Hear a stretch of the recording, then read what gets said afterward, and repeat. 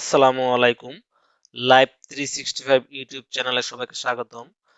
আজ আপনাদেরকে আমি দেখাবো মাইক্রোসফট অফিস 365 অ্যাডমিন প্যানেল থেকে কিভাবে একটি ইউজার বা ইমেল অ্যাড্রেস ডিলিট করতে হয়। প্রথমে আমাদেরকে অ্যাডমিন প্যানেলে লগ ইন করতে হবে, তারপর ইউজার, অ্যাক্টিভ ইউজার, দেন এখান থেকে সার্চ করে নিতে হবে।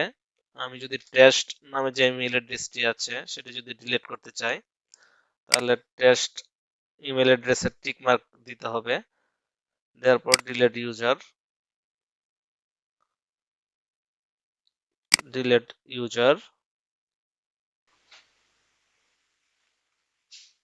তো ফ্রেন্ডস, ইউজারটি ডিলিট হয়ে গেছে।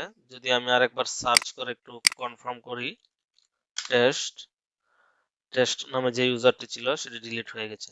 তো ফ্রেন্ডস, ভিডিওটি ভালো লেগে থাকলে অবশ্যই আমার চ্যানেলটি সাবস্ক্রাইব করে ফেলবেন। ধন্যবাদ। আসসালামু আলাইকুম।